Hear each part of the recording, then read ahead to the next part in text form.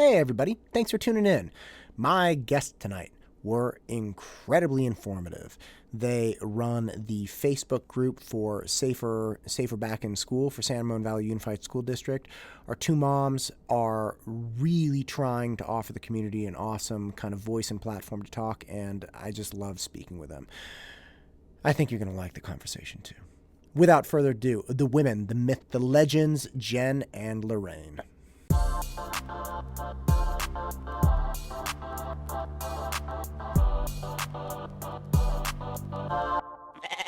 Of Alamo and I'm starting to realize they are definitely much more wild than we're I thought. not wild. We're more the cranky moms that are like. Just depends. We have the tequila being wild moms in Danville. Yeah, the whole idea of being cranky, it's like, I think when you grow up, your parents are always just mildly disturbed by you at every point in the day. And you don't get it as a kid. You're like, what's your problem? Like, what the hell? Yeah. And as I've gotten older, a good friend of mine, Jerry, who's got several kids, he sent me this picture of this T-shirt this guy was wearing. It was like, a dad's job is to be cranky and know things. It's kind of like, I get it now. Yeah. I get it with my three little boys. It's like, they're always harassing me. And it's like, I'm fixing this thing that somebody broke. Just deal with yourself. I don't have time for you right now. Yeah, go do distant learning. Wait, you have 3 boys? I have 3 boys, I didn't 4, know they 6, were and boys. 8. Boys, oh. Yes, and they have been at home crawling on top of each other for months. But they started. Yeah, they started. That's right. You lucky That's dog. right. Today?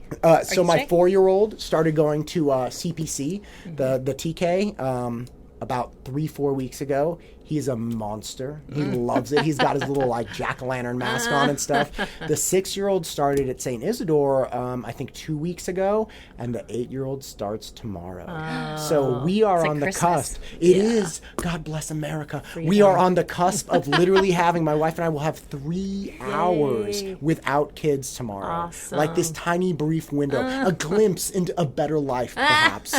I don't know. We'll see. How are you guys surviving? It's been challenging. Yeah. Try to stay positive, but it's been challenging. I have 3 girls. 17. 15 and 13. So you pretty much are the only one who beats me out with the 3 boys at 4, 6, and 8. I know. I would say 3 teenage girls at 13, 15, and 17 right now are far worse. Could be. Could be. Yeah. Well, that's good. You're hanging in there. How about you, Lorraine? College, a 20-year-old daughter, and 17-year-old son, and then a 13-year-old son. Nice. So girl, boy, boy. Look at you. Yeah. Girl, boy. Why? So we all have 3. Yeah. That's a good time. 3's a great number. It is. I think 4 would have been cool, but I maybe just would have called it a day. Like, just shot my... It was like, it would have been just too much. If we had another high-energy boy, I don't think I could have handled it. I wanted 4, but my husband's like, it's going to be another girl. I was holding out for the boy. So instead we moved. We moved from Chicago to California. That was our 4th baby. I love that. It's like, I wanted a kid. Instead, we moved. Yeah. You know, those Have are another the kid or compromises in move, life. right? Yeah. So how did you guys get to know each other? Well, back in April, we started learning about the San Ramon Valley District was planning. It was raises. Rich Smith gave his notice. Yep. And we started hearing rumblings. They were going to give him a raise for his going away gift, or just it was part of the pre-contract negotiation. Right, that if the teachers got a raise or the union got a raise, he got the same raise. And while we're going through the pandemic, we're hearing about all these executives, CEOs, chancellors giving up pay, giving back, saying, I'm not taking a raise right now. So we just said, let's do a protest. This can't go on. Right. So we held a protest in the parking lot of the district. And we didn't know each other, and there were like 5 moms. There were more, like I think 20 people showed up, and news stations. The news channel 5, yeah. So it was totally ground, grassroots, like contacting people. But we only had 20 people, and we just hit it off and said, how are we going to get our kids back to school? Do me a solid. Move that mic up a little bit because it keeps picking up your hands. Okay. Your hands down. Okay. And so we met in the parking lot and talked about we don't see this district being organized to get us back to school in the fall. So what could we do as a group?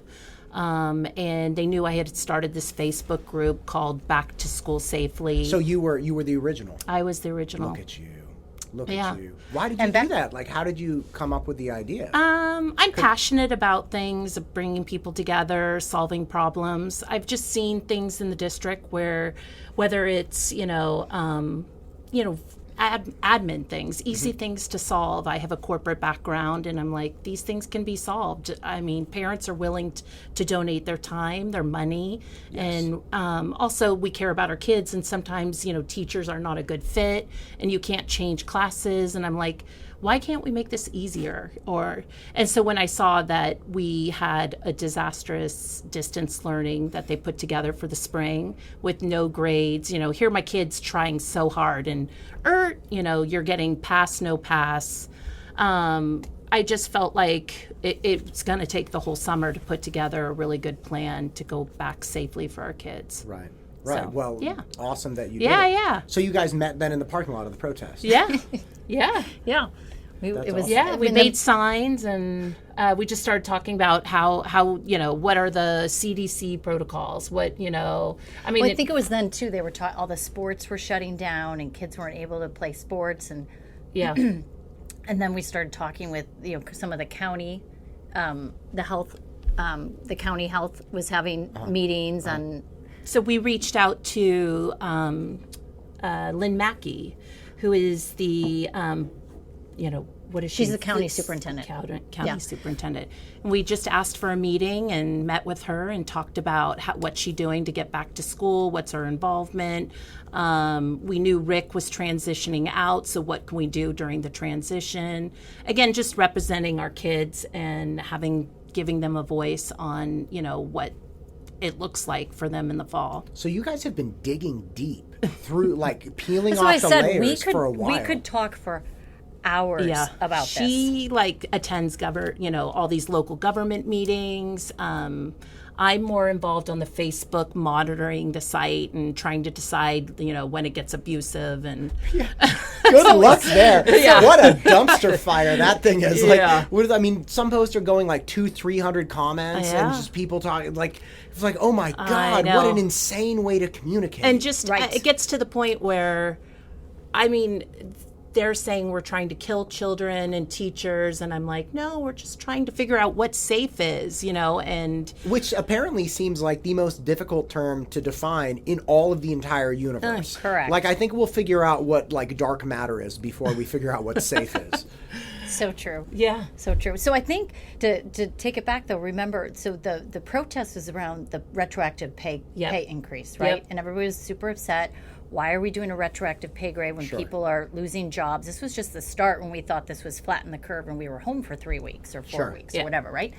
So we were concerned about the budget and how that all played in. And so we took a trip to the district office and had a protest there as well with some other school districts that showed up. And after that, we followed up with the email to Lynn Mackey, and then she agreed to have a meeting with us. Yeah. And it was then that the light bulb went off, and she said, your only voice is the Board of Education. I can't do anything. I don't have any oversight. I can't say anything about the budget. I can't do anything. So it's your Board of Education. That is your voice. That represents you, the constituents, and you need to impact and influence them with your voice of what you'd like to see happen.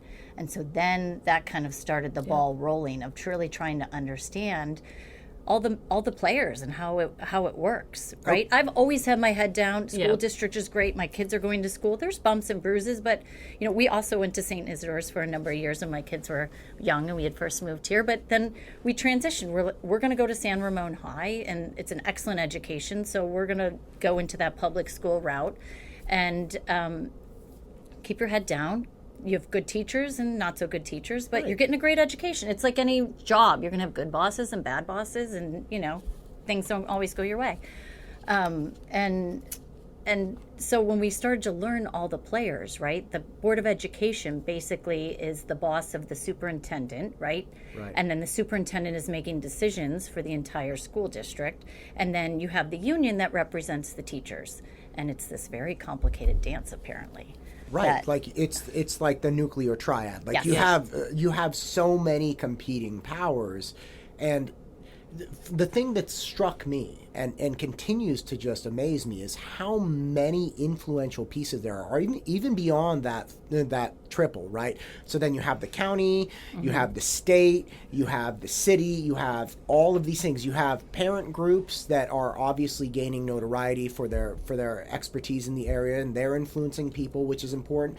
You have just the ravenous hypochondriacs, and I'm not trying to put down anybody's concern over this. Like, this is a real thing, and people have passed away horribly, right? But you have people that are like locking themselves in bunkers and essentially just digging in and saying, not over my dead body will I come out. And again, I mentioned in a recent interview, it's like, well, look, if we are going to be functioning human beings in a society, there is a certain level of risk we will have to absorb. Now, everybody's entitled to decide the level of participation, right? I mean, if I'm an SAT tutor and I demand that I will not see anyone in person, I can absolutely do that. But my students also have the right to say, hey, that's fine. I don't want a Zoom SAT tutor. So I'm going to find somebody who can do it in person. And I've had those very frank conversations with people, and they say, look, we want in person. We want to make sure that it's safe. What steps are you taking to make it safe? And I go through the whole thing. It's like, look, I got HEPA filters, sanitize everything. Everybody, we have a brief break in between classes so I can wipe down tables, temp check everyone, all of these different things, space people out. And then people are happy about it. But if they weren't, they have a right to say, you're not meeting the requirements that I have, therefore I am not going to come to your business, which is fine. Right. But I don't see that really being a possibility for public education, right? Like, public education is one of those things where you have a captive audience. Yep.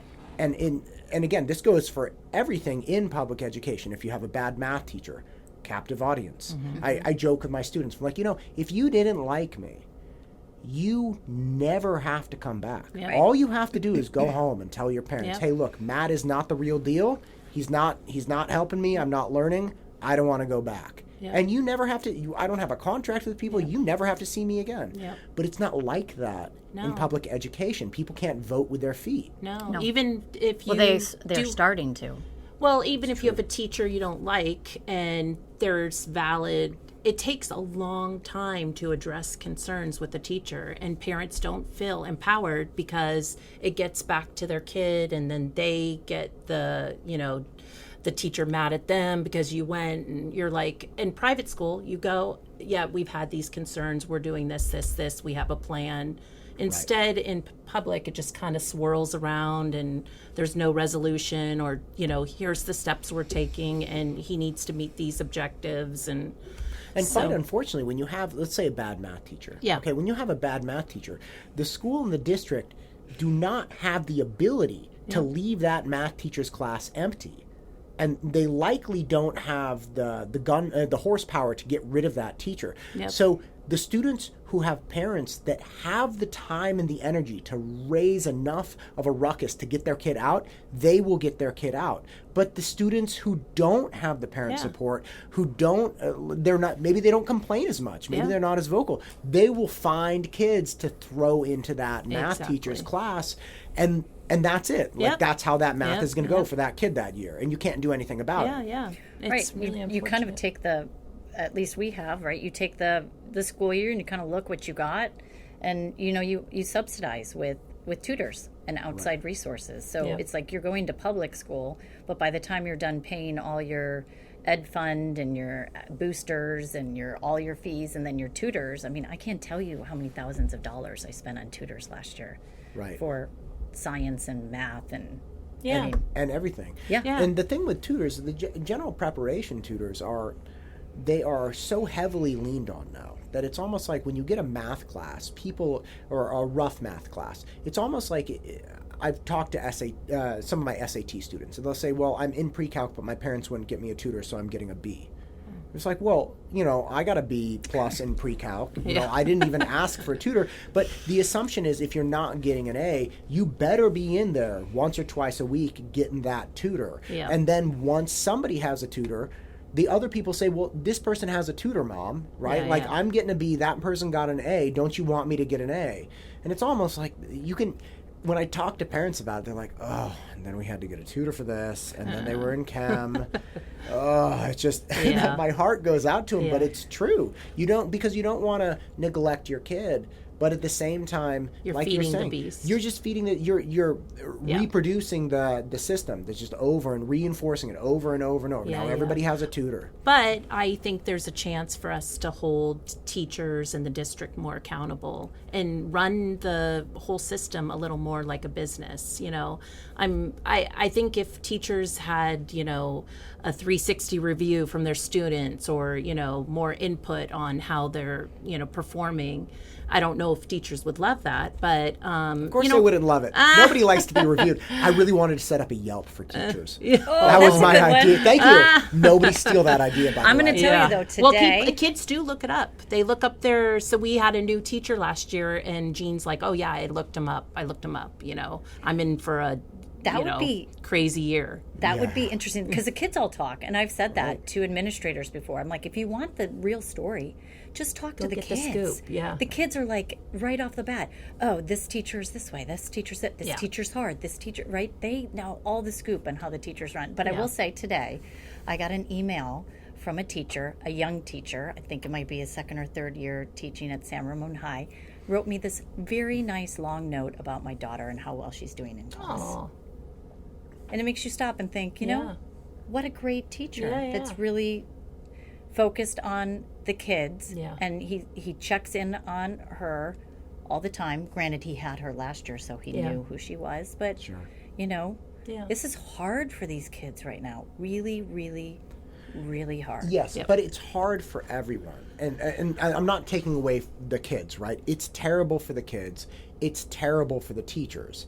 My point in saying that, and I don't think saying but it's hard for everyone is inappropriate. It is really hard for the kids. And people say, yeah, but it's really hard for the teachers. But the teachers are grown-ups. Yeah. We are professionals. Yeah. Like, stop complaining. Yeah. So, like, you got to do what like, when we went into distance learning, like March 13th or something, I didn't even know what Zoom was that Yep. Saturday, Yep. right? I woke up, I had never heard of Zoom, and my wife was like, they're not going back to school. You can't meet these kids in person. It's like, I have 2 classes starting tomorrow and 4 other ones scheduled. She's like, get Zoom. I'm like, what are you saying to me? It was like the first time Exactly. you heard somebody say it was a tweet. You're like, a what? Right? Exactly. But the point is, you learn really fast because your students are depending on you. Like, and Exactly. it's like I hand delivered these books and these programs when kids couldn't come pick them up, like all these different things. The point is, if you want to teach, and trust me, I've done like 12 hours straight on Zoom, back to back, 0 break, Yep. with like 6 different classes. If you want to teach, you can teach. You can figure out a way to do it, and the kids will learn. If you want to engage them, if you want to make bad jokes, and jokes are really hard on Zoom, but like Yeah. if you want to do these things, Yeah. you can do it. But it's also the opposite is true. If you want to have excuses, you have a world of excuses. Yep. It exposes, in Yep. some sense, who you are as an educator. Did you make it happen or did you not? Yep.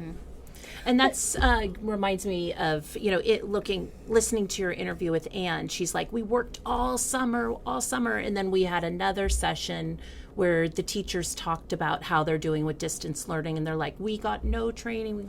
It's like you have to go and figure out how to make this a PDF, because your students are going to have to figure it out. So you use your phone, you take a photo. You convert it, you send it Yeah. to iBooks, Yeah. and you email it. Yeah. It's like a And- 3-step process. Yeah. So, I mean, how long did that take? It didn't take you all summer, or, you know, there's tons of YouTube videos how to, you know, create great curriculum. And the thing is, People use that word "we" a lot, Yeah. which is starting to really confuse things. It's like, we are working on it. Wait, who's we? Yeah. Because Anne was talking about, she was talking about a lot preparing the campus. She's like, well, we're working on the campuses. Yep. And I'm like, okay, I'm not saying you're not. I'm just wondering, are you saying we, like the teachers union is Exactly. working on the campus? Or is this like you're working with the Board of Education who's working on the campus? And so our Facebook group is give us a dashboard, list of to-dos, and how do we get to January 5th? And, you know, give, you know, timeline, what percentage is done. And actually Berkeley Unified District has done a great job. Like, the most liberal probably, city in all of California, they're on it. They're like, okay, we need ventilation, we need masks, we need this, okay, we need training. And I'm like, if they can do it, we can do it, know. But I want to go back to, you were talking about the kids and then switched over, like, it's hard on the kids, but it's hard on the kids, right? And I've had these conversations with my sister who's down in LA, and she's got 2 small kids. They're both working, and the twins, right, are 9, and they've been home at school or homeschooling, right, since then. And my older sister, or my younger sister, she's like, this isn't so bad for me. Like, I don't have to go out and see a bunch of people. I don't have to network. I don't have to shake hands and I could be okay living like this somewhat restricted life. The kids are not okay. Yes. The kids are not okay. It's like everything has been ripped from them in a day. No, can't see your friends. Can't, play your sports. Can't go to school. I try to wrap my brain around what they're going through and what I see with these kids, and it breaks my heart. We've all lived this already. We've already had our chance to have our high school years. And it's almost a compliment to our school district because these kids are missing it so much. Not all of them, right? There are some kids that are thriving. I did hear Ann say that in her meeting, and it kind of struck me a little bit because I was like, they're not all thriving. The kids that I'm seeing are not thriving. When you see your kids wake up and go, I don't know how I'm going to do it today. You gotta, and I try to be positive, right? I try to spin it to say, there hasn't been, I don't want to put it like this, but it's like nobody's died here, right? Like, we're not dealing with a death in the family or critical illness, or we're very fortunate. And so I get it, like, this too shall pass, so let's pick it up and keep going. But this was supposed to be 3 weeks, this was supposed to be 6 weeks. We are 8 months. We are like 132 days at the end of this that these kids will not be in class. It's almost an entire school year. Right. And then Anne's interview kind of struck me in that she was thinking of things very linear. So first we're thinking about distance learning. Then we'll shift and go, no, you need 3 plans, in a corporation or even other districts. They're thinking, okay, how do we shift, to 100% in person when things get under control?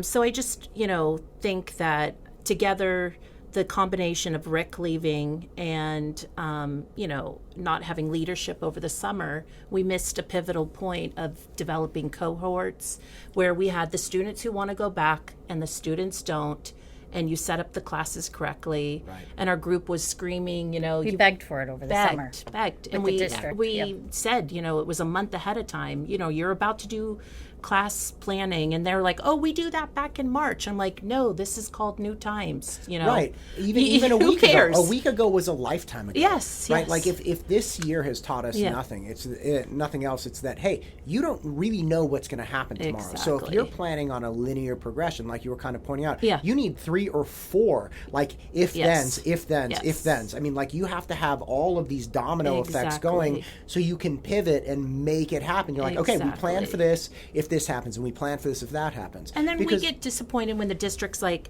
here's a schedule of what the classes might look for hybrid, and we're like, a schedule is not a plan. That's just telling you slotted times, and maybe run it by not just the teachers, some parents. So the planning over the summer was not very comprehensive in thinking about family, student needs, and also, what might happen that we might have to go 100% remote. Yeah, and to Jen's point, like, student needs are, like, I have a first grader and a third grader. These are people who don't need calculus, help. These are people who need to be around their peers. They need to be around other adults. They need to be learning emotional sensitivity and developing their emotional IQ. They need so much more from the village than the 16 and 17-year-old needs. And I'm not putting down their needs as well, but they could pick up their phone and call their friend and say, like, hey, this sucks. And their friend's like, this is, I mean, they don't call anymore, but,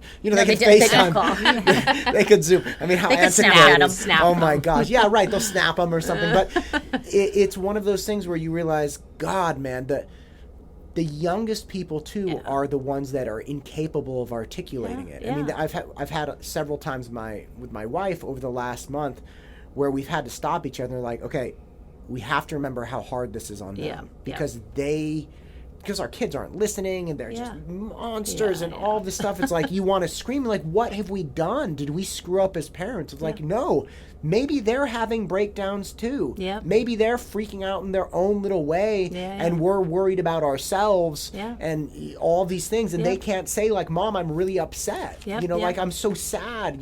It's almost like this fog of depression might be falling on them and they can't even explain what it is. Yeah, my son's like he's 13, he's pulling his hair, and it's a tic from stress, Right. And it's the kids that their parents have to go to work. I mean, I have to get in the car and physically go to work some days, so I'm like, you're on Zoom by yourself, and they just panic. Right. These are the kids that don't want to get off mute, and I'm like, no, you have to learn how to interact through this device. This is the way it is. And but it's you really, bring up a good point in the segue to something that you said earlier, Matt, was talking about this captive industry, so to speak. You have a captive audience. We have a captive situation where I don't know why there's so many question marks about going back to an in-person education, right?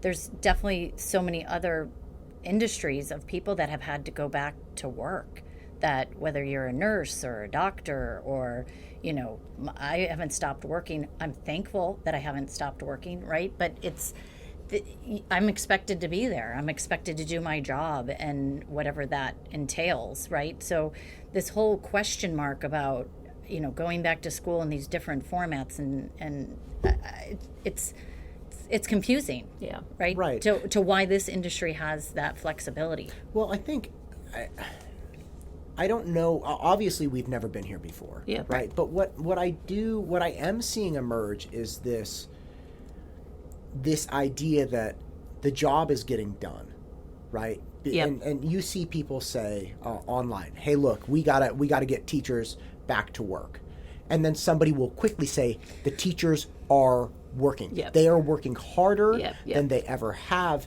And I think it is fair to say, look, if a teacher's on Zoom for 6 hours, which is a long time. Oh yeah. A long time. And then the teacher's trying to scramble to do like tech support, which they're not. Yeah. They're not employed to do tech support, right? So they're trying to do this thing, and then they have 30 freaked out parents and students. Yep. You have somebody who's working really hard. And I think people take the opportunity to muddy the conversation with, our teachers are working, Yep. right? It's like a sleight of hand. Yep. Because the question is not, are people working? People are moving around. People are doing things. Yep. But the job that a lot of people expect from a classroom teacher is to be in the classroom. So will this work in a pinch? Yes. But the customers in the school district are not requesting, by and large, this service that you're now saying is a fine substitute. And this brings up a lot of the teachers in the district have students in the district, and we hear the opposite. We hear a lot of teachers want to go back, and we don't know where those numbers are coming, where only 20% want to come back. We're actually hearing that it's 50 plus that want to go back. So we're saying, let's be honest, the surveys. Yeah. There's no trust. There's no the surveys are there's no belief in the surveys. Unbelievable. Right. Do you know the history of the surveys? Tell me. Tell me. Come on now. The surveys are, if you want to come back to school to a parent, your kid might have a different teacher. It might be, you might send your kid to a new school. You might, what else? Yeah, I mean, it was You like might a get long eaten your by whole a schedule. Tyrannosaurus Rex. Yeah, exactly. If you send You your might kid back be- to school, right? Yeah. It's like You might be going to school in San Jose. What do you think about that, Jen? What do you think about that? you're going to drive there Those every are the day. surveys, and they're like, and they wonder why 10% are saying, I don't know. I don't want to go that. And so other districts, clear cut. Do you want to come back or not? And that you have to make it clear cut, or we're going to be trying to service 17 different schedules. Right. It gets to the point where you agree that there's a level of safetyness, or I cannot, and I'm going to be distance learning. And unfortunately, for distance learning, you can put more kids in online, learning algebra from one great teacher. Right. And so I don't know.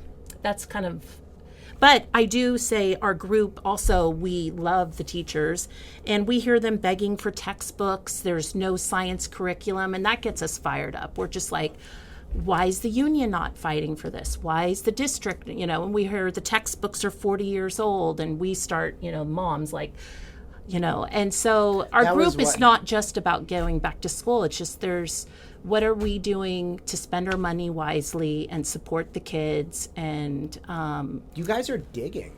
That's one of the most beautiful things. For the first time in a long time, you guys have organized a community that's like, hey, what's going on with this? Yes. Like, Exactly. don't Yes. pass this off. Yes. Like, why do we have aging textbooks? Why do 40 we have... years old. Right. 40 years old. What's the benefit there, right? And- Or excuse me, where's the money going, right? Yep. Because the money has to be going somewhere. That was a very good point. I think it was Shannon Mendelius, who's also a teacher in the district, brought Yep. up. She was like, look, people don't realize that every dollar we put into bin A, Yep. right, came from bin C or bin D or bin G. Yep. Like, it came from some other bin. Yep. It's like, it's a constant tug of war. And here's the problem. Our whole tracking system hasn't come up to the level of other districts. There's way more transparency in other districts. They see how the board votes. They see what the PO was open for this person for this reason. We just see Office Depot 400,000 and we're like, any parent would be like, oh wow, that's a lot of office money. supplies. But there of might be a office reason, supplies. we just want to know, like, oh, this is for Mrs. Miller's class doing this huge project or blah, blah, blah. We can, on our phones right now, pull up real-time footage, I think, of the moon. Yeah. And to think that we could No. do that So- on our cell phones and somebody can't do like a small itemization Exactly. of the dollars being spent and make it open to the public. So here's my passion is get the kids to design the dashboard for our COVID testing and who's, positive, negative, do a data science project, have the finance class dig into all the budget numbers, develop a better system, replicate what they're doing in other districts. There's just practical stuff that we can replicate. None of this hasn't been done before. But there are a lot of, I think the thing that, I think We're one behind. Of the, We're behind. I couldn't disagree with you more. Yeah. I think again, in an age Agree when with me everybody, anymore. I couldn't agree with you anymore.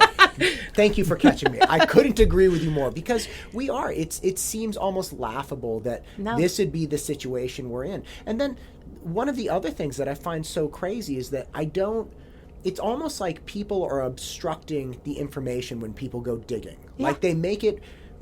So I was a rhetoric major. Yeah. Okay, so I love language. I really pay close attention to it, and so I see these sleights of hands and these people derailing conversations and misrepresenting things. I think Anne did a great job in her interview, and I was very pleased to talk to her. One of the things that jumped out to me after I listened to it again was that certain people define things differently. And so when she was saying, hey, the board was telling us we had a deficit, and when we dug in, when we were in like the discovery phases of the negotiations, we found out we had a surplus. Yep. Now, again, I am not equipped with the data, nor is it my place to say, Anne, you're lying, right? She can define surplus however she wants, and the Exactly. board can define deficit however they want. But what was very clear as soon as she dug and we talked a little more about it, like, oh, you guys are not talking about the same things. Yep. Because they have certain items ticked off that they think are appropriate for the future, and you have needs right now in this year that you want met, and both of you are fighting, the good fight. I would assume, I was not in the negotiations, Yep. but both of you are fighting for what you think is best, but you're not communicating the same way. Like, Yep. imagine if we put a budget forward and the union talked about what they saw, and the superintendent talked about what he saw, and then the Yep. Board of Education talked about what they saw,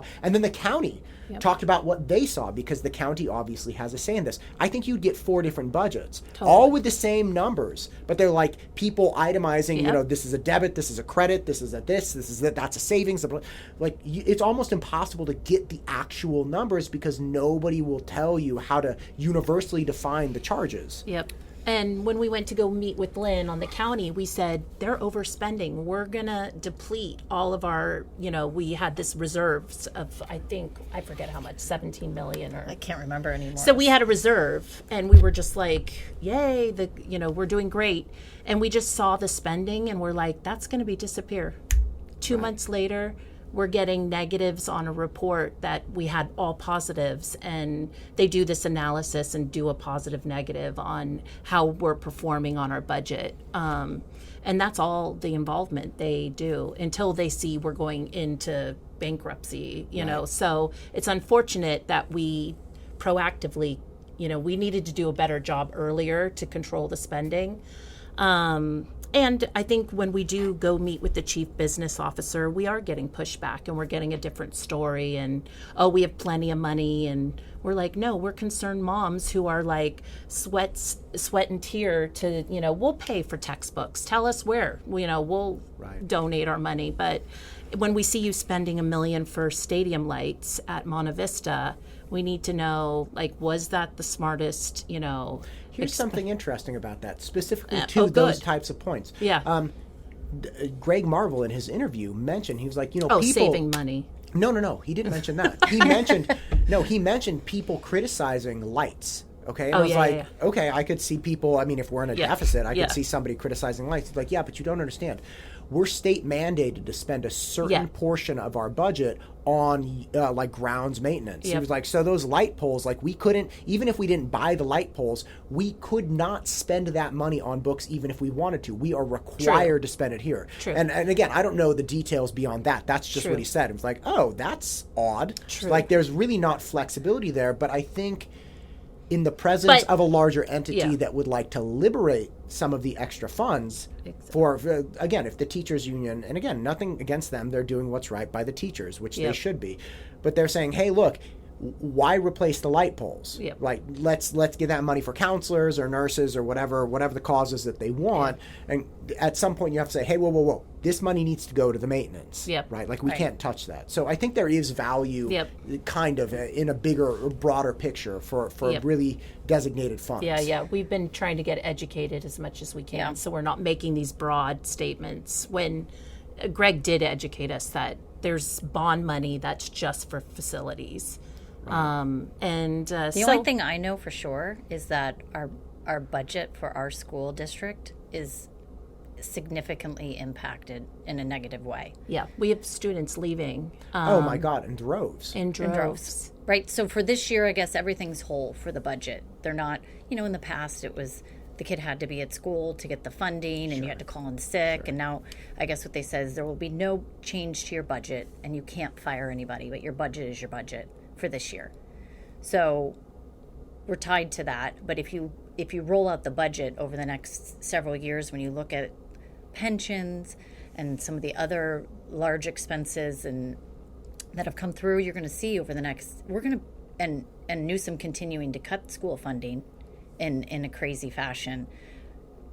We're going to be in some pain in our school district. And I know they're talking about Prop 15 and trying to get that passed. I just, and that's tied into the teachers union too. They're pushing that very, very hard to pass, right? But there's the double edge of the sword too, right? You're increasing taxes on some of these businesses that are also realizing during this pandemic that they don't need to have a footprint here, right? They can easily move out, move anywhere now that all their employees have left the city, so it'll be interesting how that impacts our school budgets going forward. Or even basic things that can't move, like family farms. You have like a peach farm or acorn for whatever farm, not acorn, but almonds. Almonds. Thank you. That's what I meant. God, it's been a long day. Okay, my point is, you have these family farms. Their property taxes will be affected. You cannot move out of state. That will necessarily increase our cost of produce, and it's really gonna put a pinch on some of our more vulnerable citizens. I mean, farm workers are not notoriously rich people, and they're obviously gonna feel a pinch. And Prop 15, only 30% goes to schools. I think that's such a sleight of hand. That's the other thing Newsom does, and he's done it several times. Or excuse me, not Newsom necessarily, but California has written the budget to intentionally deplete the education fund. Because if they said Prop 15 is for some yokel, I don't know what, imagine some But the expense that you tagline- would never, you're like, I'm not funding that. But they say, hey, Prop 15 will go to our schools. And then you dig, only 30% goes to our schools. Only 30% goes to our schools for like a certain number of years. Then it goes into the general fund. Yeah. I mean, again, I don't know all the nuances, but it's one of those things where like, dude, you guys know we're suckers for education. Exactly. And now everybody's freaking out. But Right. Jen, to your point, and in the end of the year, as you're saying, look, we're okay until essentially June 2021. But then the thousands of people who have left this school district and found greener pastures elsewhere will. So that why are budget the crunch, unions not, urging their teachers to come back and create, that community that we're all in this together and let's all go back, and for the ones that do want to go back and it's safe for them. Well, how do you decide where you're going to eat when you go out with your family? I support the local businesses. No. I mean, like, just in general. Let's say you got What do you little feel kids. like? That's a little- What do you feel like? But let's say your three kids all want to go different places. Yeah. Right? Then it's kind of like, okay, well, we have to rally around the majority. Or some person wants, say, three people want to go to the Mexican place, but then you have one dude who's lactose intolerant, and so he can't eat the enchiladas anyway. Yeah. And you're like, well, look, there are five of us, three of us want to go to Mexican, but one of us isn't going to be able to really eat that food at all. So, like, we're not going to Mexican, right? Like I think the union really is trying, and I don't know anything about them. I think they're trying to rally around this kind of family atmosphere. Well, it's interesting that you said that, because when I was listening to the interview with Ann Katzberg, and you were kind of doing some of the history, right, of when they went on strike and all that, and I noticed in there she said, well, we only do that when we get to a situation where, like, the vast majority of teachers want something, like 98%. And I just really have a hard time wrapping my mind that 98% of the teachers, want a choice on going back to school or want to not go back to school, right? I mean, I think that's a pretty large number. I get teachers that talk to me all the time and say, I really want to go back. I really want to go back. And it's confusing. Like, why is there such this whole, like, why are they holding back if they say it's for the kids? If they say it's for the kids, then we all know what the right thing is for the kids. Right. The right thing for the kids is to get them back in school if they want that, right? The vast majority, get the kids back in school to get an in-person education. And I could give you a lot of reasons why I think that's the right thing for the kids, right? But so if we're really in the interest of what's in the best interest of the kids, then why are we saying that we're still negotiating I just don't understand what we're still negotiating about. We've already laid out, we need the masks, we need the ventilation, which has all been repaired and replaced with new filters. We need the distancing, which they've already gone out and measured all the classrooms and all the spaces, and they told exactly they could fit 28 to 30 students in a class, 4 foot social distance, 4 to 6 foot social distance. So I'm still confused on, like, why, what is it that we're negotiating about? Well, still? Let me ask you this, if I may. Yeah. I do not, again, you guys have been hammering away at this. You have the wonderful community on Facebook, and you really, I feel like every time I see you comment, it's intelligent, it's thought out, and it's attempting nuance in an incredibly blunt communication fashion, because Facebook is not the place for nuance, right? Yeah. But I always see you guys really trying. If I may ask, what are people saying as far as the argument for the teachers not going back being for the kids? Because I cannot quite figure this out. They keep saying, hey, if we got to do what's best for the kids, and that may not be going back. We got to do what's best for the kids. And you have this, and again, that's the message coming from the union. I'm like, okay, well, they want to do what's best for the kids. But then you have this huge body of parents and a lot of teachers, from what I can tell, that all the teachers I've spoken with, and at least 20, right? Mm-hmm. So if we have 1,000 teachers, there's your 2%. Right. There's your, like, if 98% don't want to go back, I've already spoken to the 2% who do. But what is the argument for making continued distance learning the best interest of the kids? Do you guys know what that is? I have no idea. I think it's safety. I mean, it could be that they still think the virus can spread to people within their home. Okay, but that's isn't the what we safety have a of the hard kids time. up to the county health board and the Yep. board of education Yep. and the superintendent? Like the teachers, and again, I think the teachers should have a union. I think the Yep. teachers should have representation that's trying to do right by the teachers. I think that's very important. But the teachers union should be motivated to do what's right by the teachers and pay attention to the teachers. Yep. Right? And Anne made a good point of saying, hey, the teacher's workplace is the student's learning place. That's fine. I believe that. But who knows what's good for the kids as far as should they be physically in school or not, more than the children's parents. Right. Yeah. Right. And the children.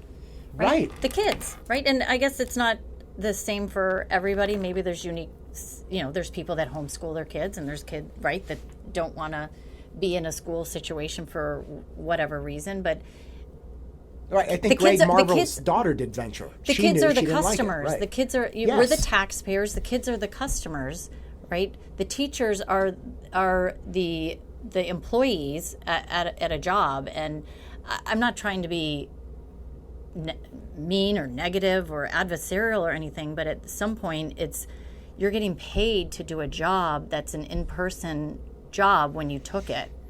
If it's another job that you want, there are tons of virtual schools that you could go get a job at maybe as a teacher. And I get it, there's tenure and there's all these, things that go into it. And I'm not trying to like be negative or be flippant about it, but at the same time, at some point you have to make that hard decision that this is too risky for me, or this is not what I want to do, and this is an at-will job, and maybe I need to go make another choice. I know if I've had to do that in my career, this is not a safe, healthy environment for me, and I need to leave and make another choice for myself. So, Right. But the kids are the customers, the parents are the customers, we're the taxpayers, right? They're getting paid for this job at the end of the day, whatever it is, they're getting paid for the job. So it seems to me that if you're in the best interest of the kids for an in-person classroom, we should be in person 5 days a week. Or should we even have that conversation anymore? Exactly. Should we still be talking? Like I mentioned this to Anne, I have never been alive in a time when so many different organizations are arguing about what to do, and they're all saying they're doing it for the best interest of the kids. right. At some point, you just have to say, okay, look, there are 5 of you. Yep. 2 of you, sit down, be quiet. The third one, you can petition us. Exactly. The last 2 are going to make these decisions. Exactly. Because at this point, it's kind of like you got the county, you got the state, you got the superintendent, you got the board, you got the teachers. It's like, look, we can't all have conflicting ideas Exactly. and all say we're doing it for the kids. Eventually, one person will have to be assigned the duty Yep. of keeping our kids safe. Yep. And then we're going to have to go with that. Exactly. So it's kind of like, let's stop even worrying about that. Right. Maybe they should just worry about doing what's right by them, and that's fine, and they should, and then let other people worry. Yeah. And not even, to move away from the union, also talk about the board in the total complacency of like Google Classrooms. Did you talk to a student how they like it? There's not one kid that likes it, that said that was a successful platform. Did you ask about privacy? The kids are sharing everything under the sun here on Google Classroom. Do we have a privacy person at the district checking, what's being shared? Is our third-party data being shared with another company that we'll use for our kids' future determining their credit score or something? Right. I feel like the board has just been asleep at the wheel for so long. And you should see the way, that sounds like a great idea. Everyone give them a pat on the back. Was it? One of the board members didn't know, hadn't never seen Google Classroom? And then they showed them and they're like, that looks great. That's super. And then... honestly, right, again, going back to And like, we're tech not really, people. So not we're really, like, in 2 seconds, we could have said the interface is horrendous. We just went through it with the spring. So that's the solution you came back with. Right. They also are just, implementing antiquated systems, like, I guess, to check our background. They're using like an old Oracle database, that's $250,000 a year to check whether we have a criminal background to work in the classroom.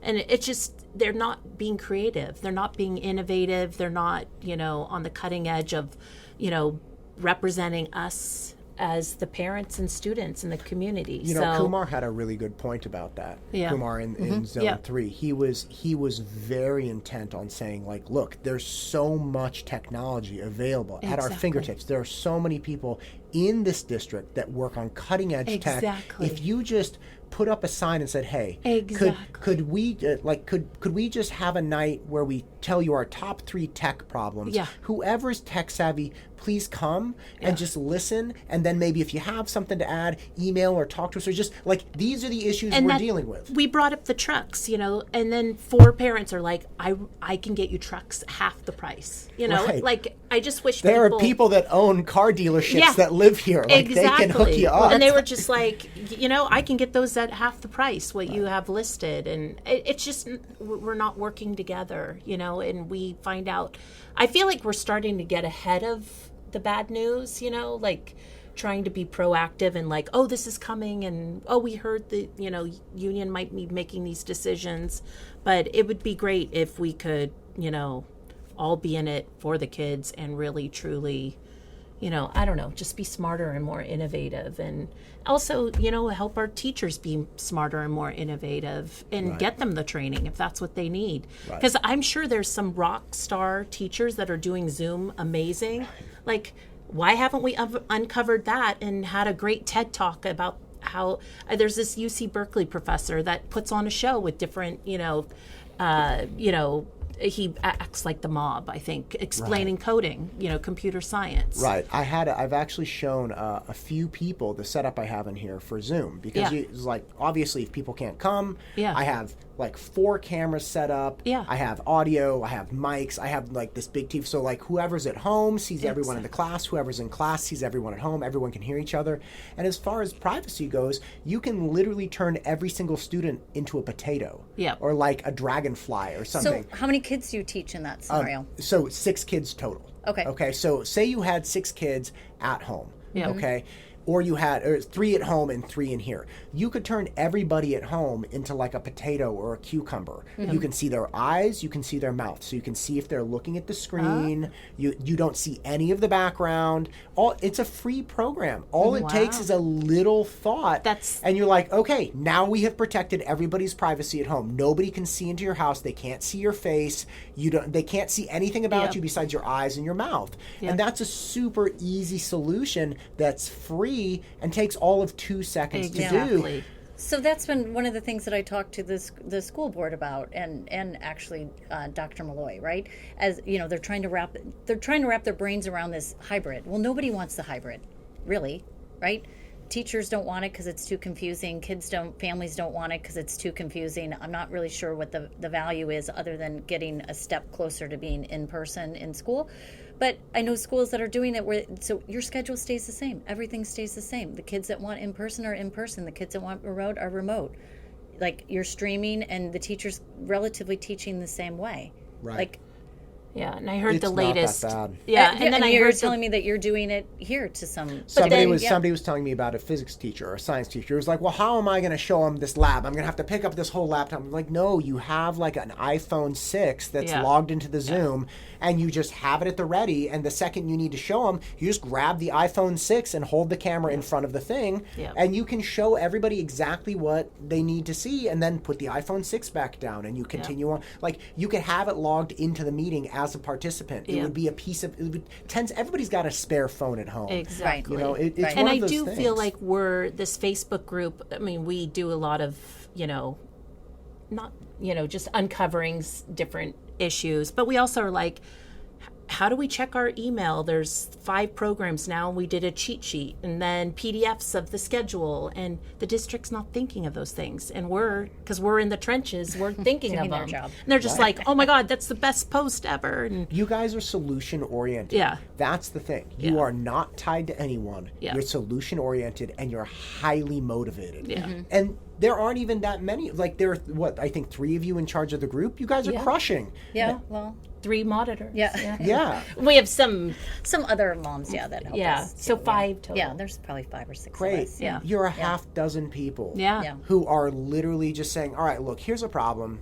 How do we fix this? And boom, Yep. there you go. Yep. You don't have red tape. You're coming up with... I saw somebody posting the other day about, look, how can we get HEPA filters in? Yeah. It's like, I would donate a HEPA filter. Yeah. Get the kids back. Like, I guarantee Exactly. you, if you have you know what it would cost if you have a class of 30 people? It would cost each family $10 Right. Yep. to get a HEPA filter. Yep. And that's it. Now we have hospital sterilized air going through the classes. It's no big deal if you just are willing to hammer it out, Right. to dig Just deep. solve the problem. Right. I know at one point they were talking about the testing. Testing was going to be a problem. Testing was going to be a problem.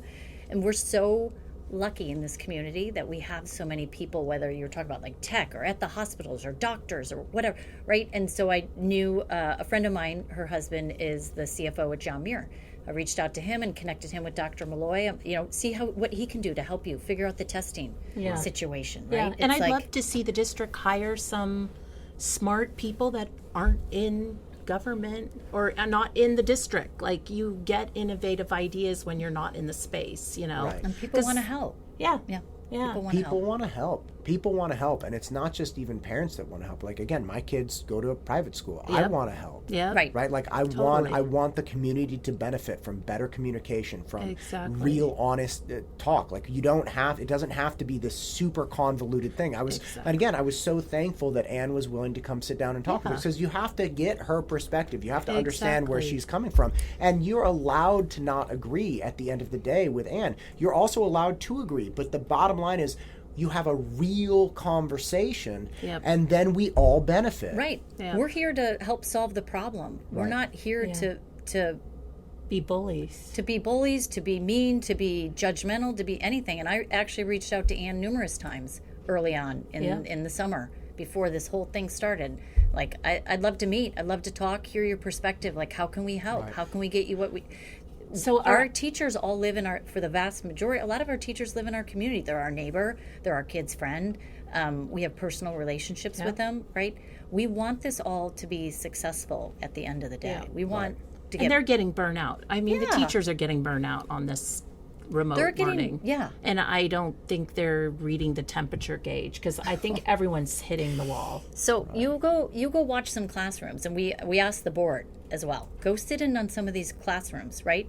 These teachers are sitting there teaching to blanks. Yeah. Blanks. They're Nobody turning off has their their screen on. I know. Right? It's And this so poor painful. teacher, It is. this poor teacher has to talk or teach or whatever for 80 minutes. Yeah, it's too long. It's too long. And then, right, and they have to come up with content and figure out how they're going to teach it online and all these. I mean, It's I don't know so- how anybody is doing it, to be So- honest. And then on the kids side of it, right, to sit through 80 minutes, I know it's hard for me to sit through hour-long Zoom calls.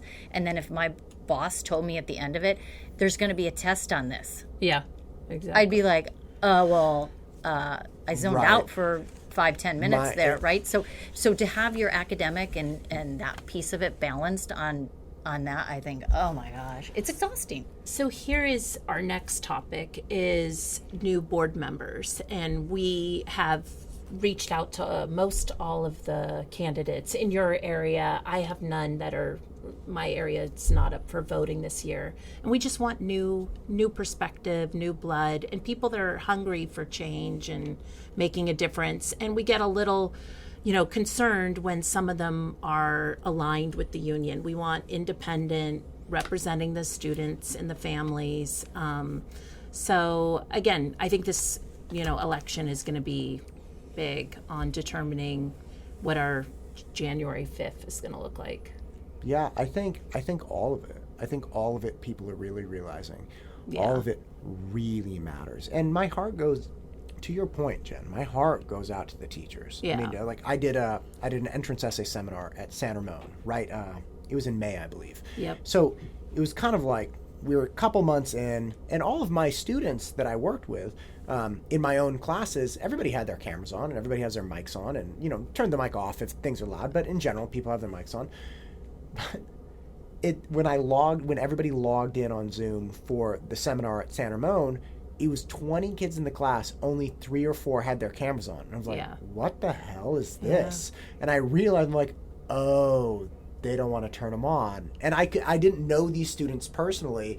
And by the end of it, I had like 13 out of the 20 with their cameras on. Wow. But some of them, well, I mean, I tell really bad jokes and get going fast. And then I start calling people out. I'm like, turn on your camera, Sarah. Where are you? And so like people get into it. But it is incredibly difficult. So there's an interview technique. I can't remember exactly what it's called, but you get essentially 0 social feedback. So they try to figure out in this, it's a psych experiment. You try to figure out how confident people are in their answers. So what they do is they have these participants come up and do this presentation in front of this panel of judges, or like interviewers, whatever they are. And they sit bolt upright. They don't slouch. They don't move. They don't make any facial expression. They don't fill the space when somebody pauses. They don't nod their head. They don't do anything. So this person doing this presentation has to do this full sales pitch with people that are like mannequins. But they're worse than mannequins, because mannequins you're expecting to not move. They're human beings, and you cannot read them. They're cold as icebergs. And people freak out. They're like, what is happening? And if you get a bunch of blank screens in Zoom, it's almost the exact same thing. You're like, am I hitting? Am I missing? Like, are you getting this? Like, just, can you give me a thumbs up if you're alive? And then a bunch of people don't give you thumbs up. You're like, do they even know where the thumbs up is? like what is happening? So I just found the thumbs up. My kid, the applause. My kid pushes his laptop, so you're looking at the ceiling. I'm like, what do you think he wants to look at the ceiling? Like, I love that one. You only see the top half of somebody's forehead. He's like, he can see my forehead. I'm like, oh, it's so painful. The best is when you you have to get really good at orienting yourself to what the kid's looking at, because you're like, why are you looking down? They're like, oh, I'm looking at my work. I'm like, no, it's not. You're at a desk. Your work's right in front. I saw it a second ago. And they're like, oh, okay. Like I caught one kid playing a like Clash of Clans or something. I'm like, yeah, what are you doing? But they don't. It's so hard. Yeah, it's so hard. They don't have that push. They don't have that interpersonal thing. So one thing that blew up on the site last night was the survey, another survey from Servia. And it was about like a meeting that they're trying to figure out what the teachers want to do. Yeah, there's a survey that they sent out for a meeting tomorrow night to learn the truth about back to school. And a couple teachers had reached out concerned about it. And that's kind of how it fell in our hands.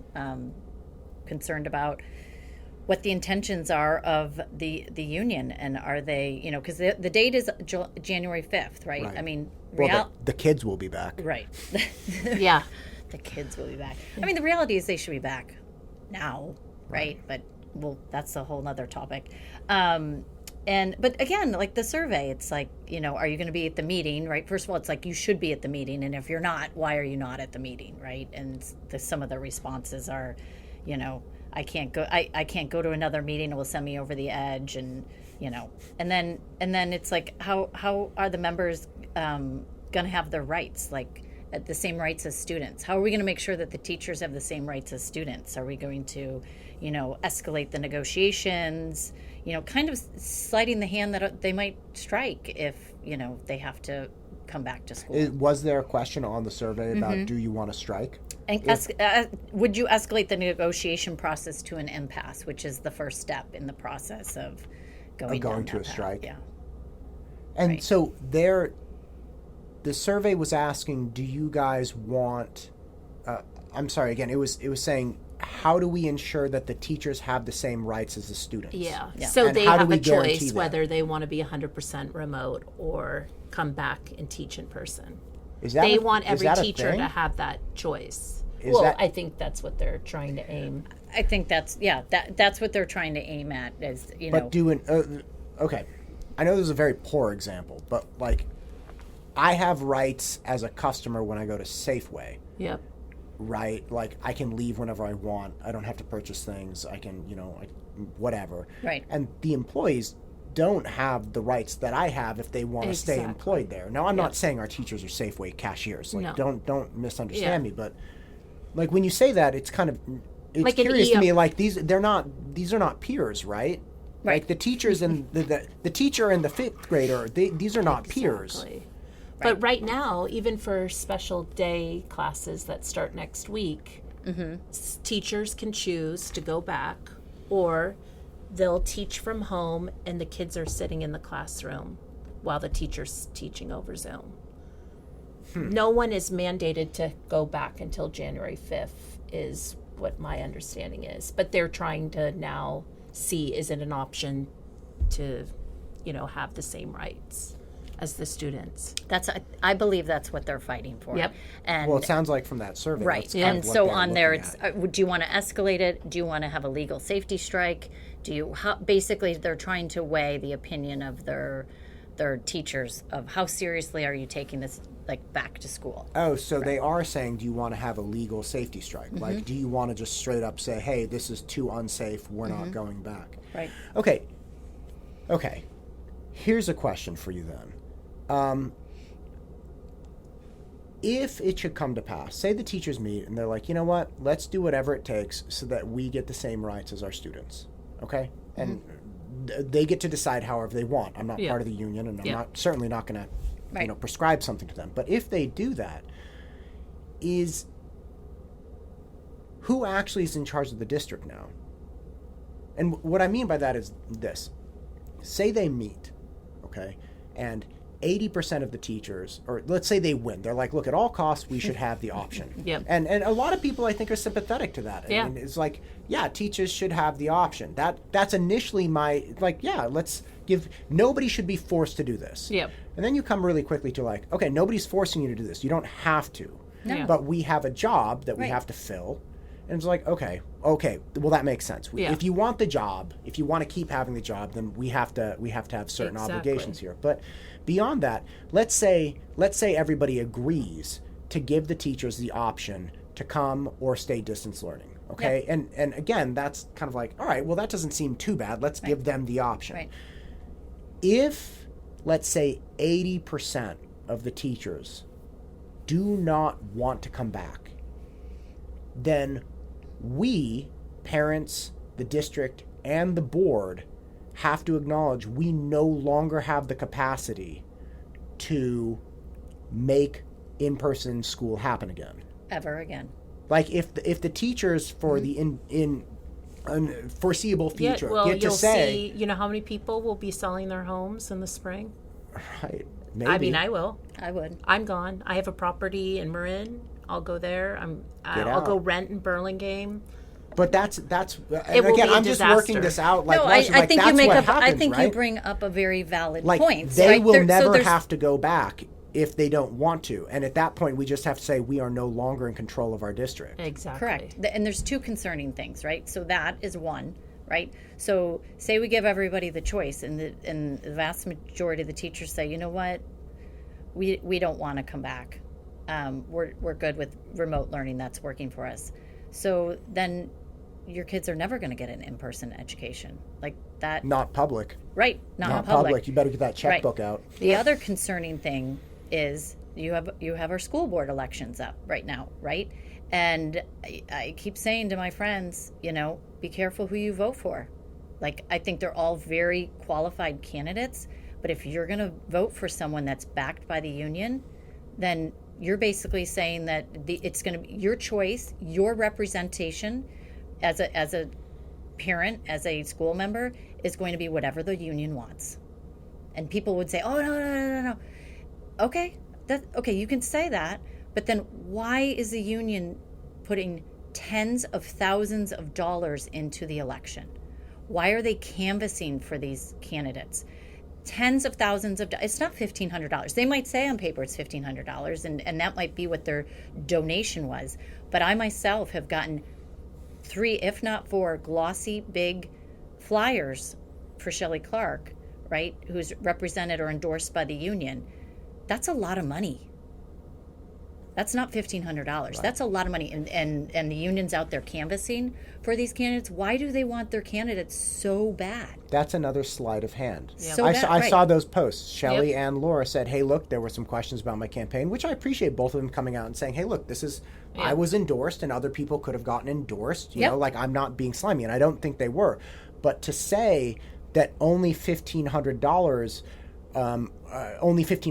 are going into these campaigns is totally disingenuous. No. Like you're saying, I mean, you could have spent $2,000 just on the glossy flyers. right. They're retargeting us on Facebook. You know, they're spending money online. And I'm not saying there's signage. anything illegal about it, or I'm not saying anything at all like that they're not following the rules. I'm not claiming that at all. I'm sure they are. But I think there's a huge conflict of interest as a tax-paying person that wants to put their kid in school. My Board of Education is my only voice. It's my only voice. And if I give that to the power of the union, then I lost my voice. Right. Well, it wasn't it. I think it was Benjamin Franklin, who said, when the populace realizes that they can vote themselves a raise, that's the end of democracy. Yeah. Right. And I'm not saying that that Shelley or Laura have, these nefarious intentions or some junk, right? No. They're right. good people, but there needs to be. I think your point is very well made, which is, look, I need to know that my interests as a parent and as a customer in this school district are represented as clearly and independently as possible, not marred by other, like, okay, well, the parents want this, but these other people want that. I mean, I don't think anybody wants that. I think everybody should believe at this point, for sure, in separation of some kind of governing body. Exactly. You can't all be in it together. Right. Yeah, I heard the same thing, like tens of thousands of dollars to get their candidates. Yeah. Easily. And the canvassing. The whole union was out canvassing. Oh yeah. Right. And then they had a PTA sponsored emails. Sorry, I snorted in your microphone. You're having a good time. Have a good time. There was another on YouTube. We stumbled across a union meeting. Oh yeah, they were having a union meeting introducing the candidates, and I on accident stumbled upon it because I'm on Facebook moderating all these people. And I jumped to YouTube, and there they are having a private meeting about how they're not going to go back to school. And here are the roadblocks we need to put up, and tell your site council rep. I'm sorry, you're going to have to back up here. You're on Facebook, and you stumble upon a link where the candidates and the are attending a union meeting that's private. And September so 22nd. Somehow you weasel your way into this meeting. Well, no, not like it was recorded and posted. then I posted it on the Facebook group and said, "Hey, you guys, look, Shelley and Laura get to attend private union meetings." And at the union meeting, they were saying what again? How can we stop going back to school? What are the roadblocks? We can say, it's unsafe, and we haven't been educated how to test kids when they come in with symptoms. We need child care paid for, because now we need to scramble and find child care. Yeah, it was shocking. When did this happen? September 22nd. Yeah. That meeting was September 22nd. Yeah, and so I got a call from the VP of the union asking me to take it down. Did you take it down? They shut it down. They on accident made a private video public. Wow. That's something that Anne did not bring up in our conversation.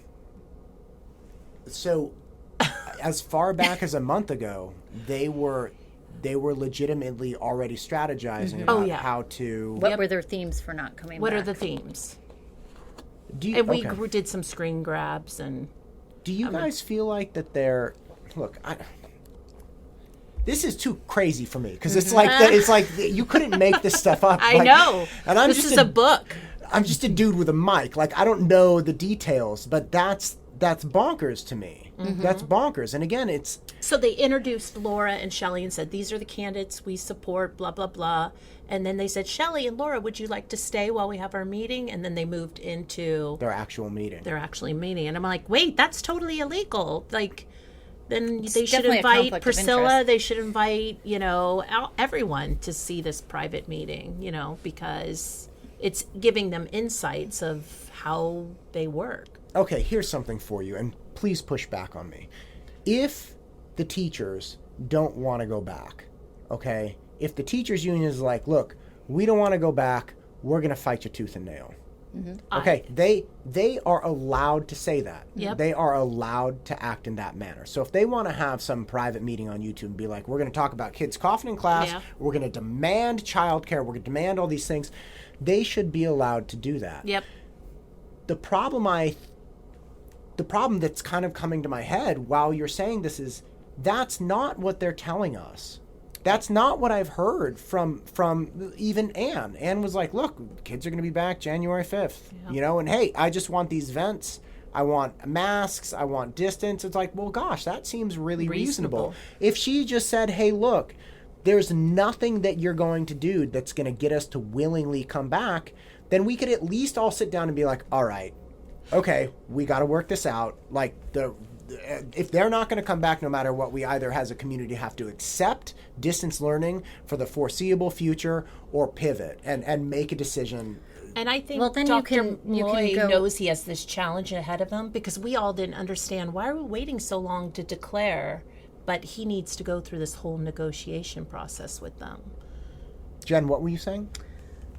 No, I forgot. No, I was saying sorry. that we weren't hearing the same thing, that if they just told us. Then they can go to an emergency plan, right? And they can start to look at who are going to be their emergency subs. If they're saying they're not going to come back and the customer wants to come back, the tax-paying customer wants to come back, how are we going to offer public school? It's one of our constitutional rights is to an education, right? And if the school board, because the school board what they vote for, that's what stands. Whether the union fulfills the contract is another point of the step, right? Like if the board votes to say, hey, we vote 5-0, the kids are going back, then the union has to fulfill their obligation. If not, they can strike, and then that's up to that's up to then the Board of Education and the school district to figure out how are we going to get teachers in the classroom to teach these kids. Yep. Right. So, and to your point, the union keeps saying, oh, we're doing the right thing for the kids. You know, we're negotiating. Again, I'm not sure what's so hard to be negotiating because they laid out get the some 4 filters things. and some masks. That's it. We're done. You get what you want. I believe they're waiting to after the election so that for the passing of the Prop 15, and I think it probably goes higher than our individual school district. I believe it goes to the California Teachers Union, right? And so they're kind of playing this game because let's wait for Proposition 15 to pass, put the pressure on. People feel like we have to vote yes for the Proposition 15. That's where they think they're going to get the money, but I don't know that they're going to get the money that they're looking for. I think they need to overhaul how our district is funded, right? Back to 1970, whatever, is when they established the funding. Right. It's a mess. There's so many interested parties, even what you're saying. It's like, look, it doesn't stop at our school district. Exactly. Like, this is a larger concerted effort. And what you're saying does not sound conspiracy-ish at all. It's like, oh, no, I could see that. Yeah. I could see the California Teachers Association, like, really saying, hey, look, you guys need to delay as much as you can, like, throw up these little concerns. I mean, and again, I don't have any specific knowledge of this, but I absolutely could. I believe anything at this point, by the way. Right. You tell me the sky's red tomorrow, I believe you. I'm like, hey, it could be purple. Who knows? Let's do it. Right. Yeah. It's just none of the things line up, right? Something's missing here. Well, like I said earlier, you half dozen came to the table with no specific knowledge about school districts, and you're like, hey, how about I go meet with this person? How about I meet with this person? How about we do this? Yep. And it seems like any reasonable person with a tape measure and a brain could figure out, like, okay, we can distance, we can't distance, we can do this, we can't do this. Yep. I mean, if you got a crew of volunteers in a weekend, you could probably do the entire district, every single school, have it laid out on a PDF, upload that to anyone who wants to see, hey, these are the classrooms that are good, these are the auxiliary classrooms, we're getting some portables, everybody's going into the gym, we got a tent out here for the kids who can handle it because, we're only going to have whatever it is, right? Yep. Anyone who really wants to do that could bang it out if they wanted to do it. Exactly. We were begging to be on they were like these panels this summer. I forget what they were. Yeah. And it was just, again, the same players at the table. And we're like, come on, let us in. We're like knocking and we're like, we'll show up. What do you need? And then we hear about all these other districts are setting up, what does a pilot room look like? What is, entering the school, what does it look like? And like your interview with Anne, they still don't know how they're going to enter the school. I'm like, it's September, October. I didn't even Why can't we figure this out? I asked her, I was like, who's we? Who's Yeah, figuring this yeah. out? And she's like, well, I would assume somebody at the school district. Yeah. Or at the school sites. And I'm like, oh, so when you say we are working on this, you don't even know who's working on it. Like, it's not the Exactly. union. So you're not saying the Exactly. union's working on this. You're saying somebody out there is working on Exactly. it. So pinning down these, like, who is doing this stuff? Exactly. And why is it taking so long? Like, have staggered drop-offs for different grades. it's Have, so like, easy. staggered classes. Like, do whatever you want. You know. know, just, I mean, let's get doing something. Exactly. And then we just, back at the district, we keep asking, how can we help you? Nicole on our team just, she is in their face every day. What can I do? What can I do? And we just feel like they're waiting for the next board meeting to show a PowerPoint that doesn't have any concrete content. They're going to make robust changes. Well, to Robust this- PowerPoint. robust Because changes I think to at the end of the spell day, they're schedule. waiting for the union negotiation. Yeah. I Yeah. mean, at the end of the day, that's what we're all waiting for. It has to be what we're waiting for. Yeah. What else could we be waiting for? Because why would we wait? Because you need to know who wants to go back and who doesn't. Why would we wait till November 20th? Right. Because there's something else going on. Right. And November 20th could be December 20th. Right? Yeah. Like there's that whole hoopla about us not actually knowing for a long time. And like there could be. Well, going back to the conversation with Anne, right? When you were kind of asking, what does safety mean? Because safety seems to be the guys that we're going back to school on, right? And Safety for the kids. That's right. it. Always. And and then when you press a little, right, it was 0 cases or a vaccine, right? It's like, well, it's a virus, so there's probably never going to be 0 cases, right? And a vaccine, now Newsom just stated yesterday that he's not going to go with the FDA validated vaccine. He's going to do his own vaccine, right? So again, lying it out further if that's what they're going to hang their hat on. I heard about that this afternoon. I almost just I started. Is it My wife told me. equitable distribution too? No, it just Not just, yet. Not that. Not that That's yet. coming. And I'm fine. Like honestly, I'm fine with like a public vaccine and then like a Gucci vaccine, where like they shoot this thing with like little tiny G's into your arm, and the G's are actually these nanobots that kill the virus. Like I'm fine. Like They just need to put it in long as it's Chick-fil-A. not All our 5G. kids will, Right. everyone drives up to Chick-fil-A. just sprinkle it in the sauce, like it's in the put it in sauce. the animal fries it in and out. Like I don't care, do whatever you want. But like if people want, like there should obviously I think be an equitable rollout for a vaccine that's public, and you should have private vaccines then too. But the idea that California is somehow going to do it better than the FDA, it's like, son, you can't get your schools open. Disneyland is going out of business. Like, I thank God I took my kids to Disneyland when they were like tiny and it was terrible. Like it's exactly what everybody tells you not to. It's like, don't go to Disneyland. It's like I took all 3. I was like, whatever, let's do it. Right? Thank God we did that, because I'm not going to Florida because LA's closing. Like LA's going to just blow up eventually. Like it's so here's a big one for you guys, if I may. You appear to do or be doing what I thought was nigh impossible on the interwebs, which is try to facilitate meaningful conversation. Are you like monitoring every single comment that drops? I mean, like, how are you doing this? And you do have some people that are pretty fiery, right? Like, We they have get a really rogue intense. guy. There's God, he's the best. There's He's- another group. There's another group that's called Parents of the SRV. Yeah.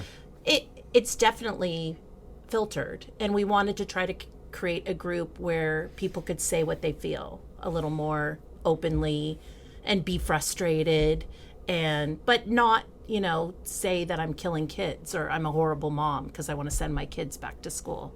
So I think we take that filter in that if it's not personal, then let them say it.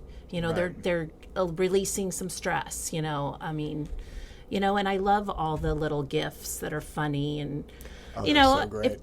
It's addicting, but I think we need to make it an open forum and let people speak, and then sometimes we shut it down and take a break. Give people a little time to. Yeah. I don't actually read. I try not to get on Facebook a ton. It can I've be a been black just- hole, right? It's pretty dark. And It is. I get on once a day and check your site. check your group. Yeah. And like once a week I'll dip into the other one, but yours I'm like, what's happening today? And then I'll find myself scrolling through some posts with 300 comments like, oh, snap! It's getting... And then you'll see a funny GIF, and you're like, yes! Yes. The world has a sense of humor still. What helped me is, unfortunately, I disjoined the other group. I just don't want to listen to people, because I'm like, I'm here to learn from you guys, and they're like, screw you, you're horrible. And I'm like, okay, forget it. So I disjoined that group, and... just live in my little world. And here's the thing. It's so hard to have any kind of conversation with people. I mean, like when you're dealing with a paragraph worth of text, or somebody goes crazy and writes like 3 pages, and who really makes it through that? Yeah, right. Right? Like, but it's so difficult to have any real dialogue in there that's constructive. Exactly. You can just see people waiting to interrupt the next person. Yes. They're like, and you're stupid because, and you're blah, blah, blah. And it's like, oh my God. Too much judging. I don't get, that's the part that I don't get. And it's like, I'm not judging you for wanting to have your kid remote. I totally get it. Yeah. Like that, I'm not judging you. I'm not forcing you to go back to school by no means. But I want a choice to go back, because that for me and my family, and that's the right thing for us, and I want to go back to school. I just don't understand why like people have to judge so much back and forth, and and then I guess people get caught up on the teachers, and oh, you're gonna have a teacher change and all that. It's like, okay, I mean, everyone's got to give a little bit, right? Yeah. Like everyone's got to give and take, and so far today the people that have been giving the most are the kids that want to go back to school. And the teachers that want to go back, right? Right. They are the community that has no voice. Like the people that want to be home, that, for whatever reason, want to be home, they're getting their choice. And the kids that want to be in person and the teachers that want to be in person aren't getting a choice. I feel like there's this big push, too. Such offense when people say, hey, look, you were hired to teach in person. There's gonna be a certain degree of risk when you're around younger people, right? I mean, my kids are just virus vectors. They pick up everything. Like we're this time, usually in the year, we've gotten like 3 major flus or something, right? Right. And there's gonna be a certain degree of risk. Now, no one is happy about that. That's fine. I'm not saying anybody should be pleased that there is risk, but it's only common sense to say there's going to be a little risk. And for people to say, I want a zero risk situation, and then people responding saying, well, then you should be fired or something. It's like, it's just like fuel. Oh, yeah. Well, there is no zero risk. Like, what is zero risk? I took a risk driving here today. Like, right? I have a risk every day with my 5G cell phone. Like, people will be like, I don't know what the overall outcome is going to be. We don't know enough about it, and I get the concern. If you're reading certain things and you're not digging into the facts and the details, I get where people are concerned by mainstream media and what they're telling people, but there's risks every single day. And there's things that you don't know the outcome of every single day that we don't know. So, I kind of got into this when it started in March, right? I remember telling my kids, "Oh, you're definitely going to know some people that might pass away from this." Like I told my friend that too. I was like, we had to sit down with our family, and we were right. like, "This is serious. 2 million people in California are going to die. You're going to know some people, like." So it's going to be a tough time, and we'll get through this together, right? And I remember waking up every day, watching the ticker, and I was like, oh my gosh, watching Andrew Cuomo every day. And then I started doing some research and reading, and I'm on the county call. So my point is that I've done a lot of watching and research and reading. I actually could maybe get like a PhD in the coronavirus if there was some sort of certification for this. But right, so you have to be educated about it. First of all, go to the county website, look at the statistics, look at the cases that are in our community, look at how many people are in the hospital, right? Look at the rate of survival. Like, educate yourself, not on mainstream media. Don't watch the news and listen to anything, and don't talk about spiking cases, right? Because we could talk about that too. Educate yourself on the statistics.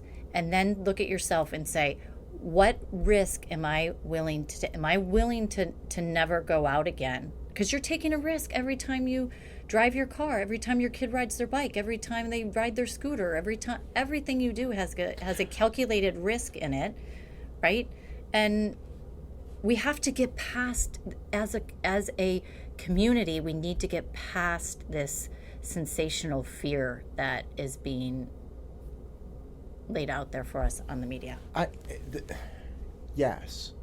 And beyond that, it seems that people's position on this is, hey, we need the safest possible position. And I can wrap my head around understand that. It's like, okay, look, why wouldn't we want the safest possible position? We want the safest car seat, we want the safest car seat, right. We want the best seatbelt, we want, yes, the best all of bottles, that. Right. And so it's very easy to fall into like, well, haven't seen my friend down the street who moved to my street because I was here and he's like my best friend. Haven't hung out with him for like 3 months, but we want the safest. The problem that I see with that line of thought is that our current course of action does not have 0 victims, right? And I'm not talking about virus-induced fatalities. I'm talking about mental health of teenagers. I'm talking about abuse from children at home. So, like, if you vote to stay at home, as ridiculous as it sounds, you're also having to accept we need to stay at home more than that kid needs to stop getting beat up by his drunk dad. Exactly. And nobody is, it's like, okay, exactly. I'm not saying there's not a place, like in March, everybody was terrified. Like you said, you woke up, you tell your kids, like, look, you're going to know people that are going to pass away. Hopefully it won't be us. We need to stay together as a family. This is real. It's real. This is real time, right? Like I had the same conversation with one of my friends. He owns Danville Jiu-Jitsu. He's my dear friend. Yeah. And I was like, Mike, there's going to be somebody in our gym that's going to die. Yeah. Like we need to get ready. Like you own this gym and we're like a family here. Like I think you should say something like we're going to stand by as a family. Like if somebody gets sick, we will help, right? We're telling, I know it's crazy thinking that now, but the point is, and God forbid it actually happens. But the point is you can't, there's a time when we said, okay, it is worth the risk of sending all the kids home. It is worth the mental harm sending all the kids home. We were on board initially, but now that more has come to light, it's like we are not in that situation anymore. And the cost is dire to stay where we are right now, today, here. It is not 0. And if you want to put your needs in front of the other people's, that is your right. Like if the teachers union says, look, it's too important to us to come back, that is your right. That is fine. But come out and say that and just tell us, look, we will not be back. No matter what you do, we're going to fight you tooth and nail. And that will allow the other people that are suffering today, right now, that will offer them an opportunity to like, okay, look, another tough spot, but we're going to work towards a solution that works for us because our kids freaking out or my kids suicide. I mean, the number of parents, my families, my clients, I call them my families that I've had where the parents like, my kid is super depressed. I don't know what to do. And it's like, send them to my class. They're like, well, they don't have a test. I'm like, I don't care. Send them. They can talk trash. Like they can see their friends and obviously spaced out, but they have to see each other. Like you have to have a space where people can interact and have some shared goal. And when you think about your childhood, what do you remember?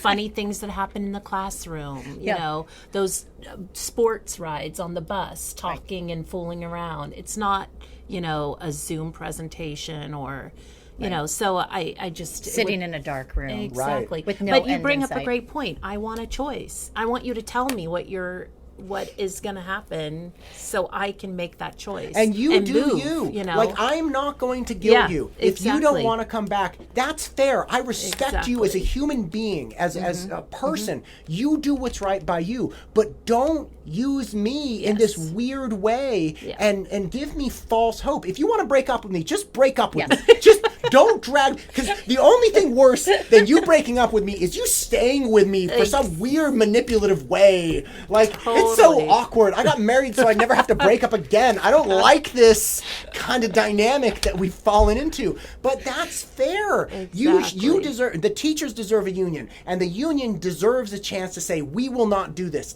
God bless all of that. Exactly. Let's just all come to the table in good faith Right. and declare, this is my position. And we have a lot of families that are quiet because they don't want to disrupt the teachers. They want to empower them, make them feel like they're wanted, because it is such right. a... You start speaking out, right? And We- I've said it, but I feel like maybe people have said it to me. Well, I'm a teacher, so I am the union.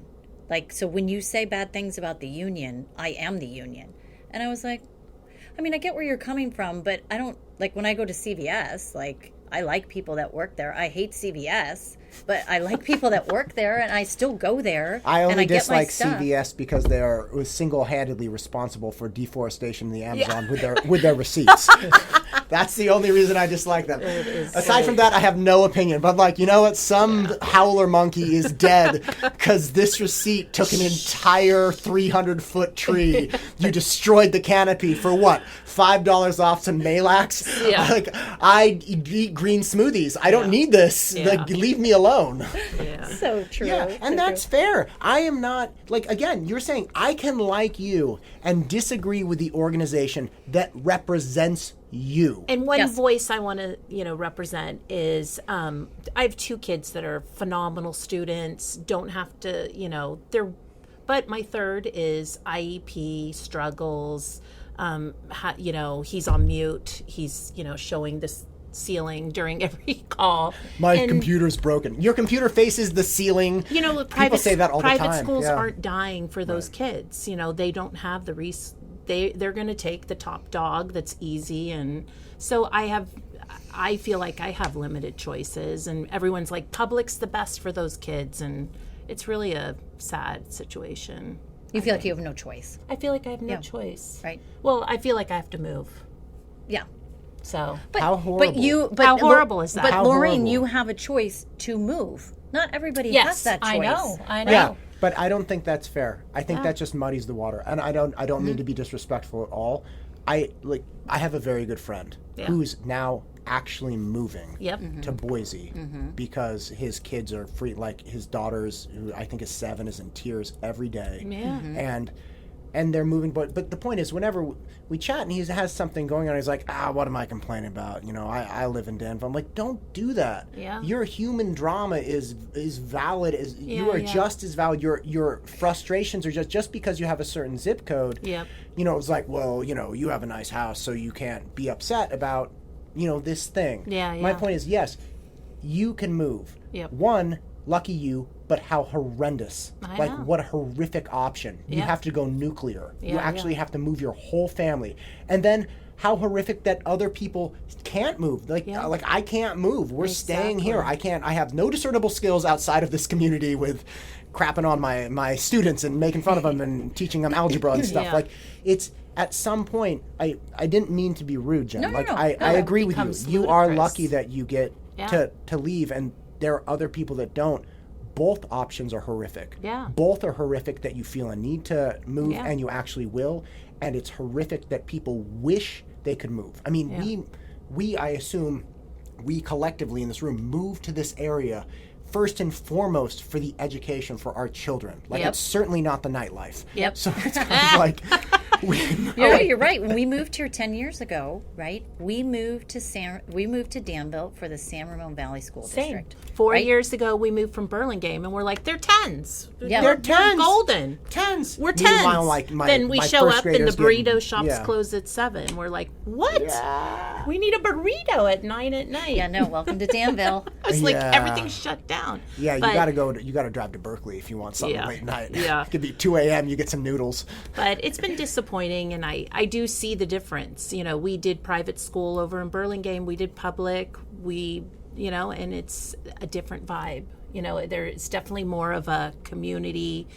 We're all in this together, and it was a little disappointing how things played out the last 4 months. But you guys are You guys are bringing hope. You ladies, excuse me. You I are. hope. I hope that's what we're doing. Well, if I mean- nothing else, you're giving people a community to one, be heard in honesty and good faith. Right, you're giving people a voice, even if it's just a little text on a screen. And I am very critical of social media, but I look at your page, I'm like, you know what? These are people that are all pulling in the same direction. Couple wild cards, but God, they're the best. They keep my day lively. But again, people are really. You've made a community online that's like, look, let's not be the standard social media hacks. Let's be solution oriented. Like, it's what social media should be. Like, you should be a giant ant colony all moving in the same direction. We love that Mr. Dr. Malloy joined. So that's been interesting that we can ask directly what's going on. And we've asked board members to join. Yeah. I don't know if they have. But yeah. He was courageous as hell to join. I can't believe I saw it. he joined. I was like, this is a man who is just gonna. And he's. You know, And some people weren't shy. Some people weren't shy. But this is the beautiful thing. As you hear about, I had never seen it on social media.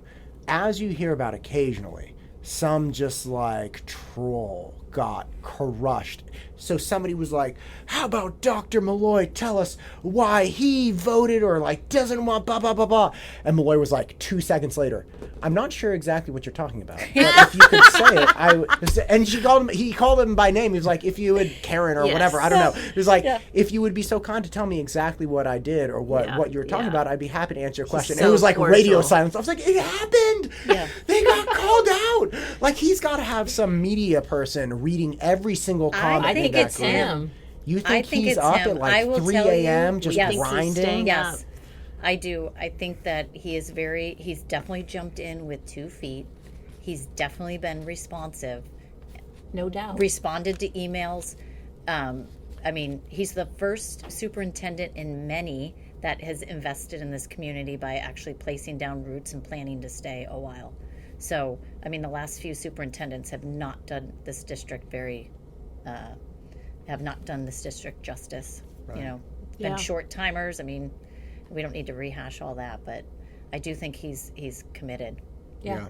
He seems like he's really pushing. Yes. I mean, it does seem like that there are some key players that are really hammering hard and trying to make sense of what's going on and trying to just let's all just talk in good faith. Yeah. Right? Let's be honest. Let's not call names. Let's not manipulate each other. Let's not, try to leverage each other or pull on people's heartstrings. And again, just everybody stop saying we're doing it for the kids. Yeah. Right? Like, let's relegate that to one group and just say, all right, look, everything from here on out, it's primarily because I have these priorities. Right? Because I think if you go down that road, there's no end. I think that's like that should be like the immediate kind of alarm to go off. If anybody says we're doing it for the kids, you're like, whoa. Who are you? And is it your responsibility to worry about the kids? Yeah. Or are you just saying that?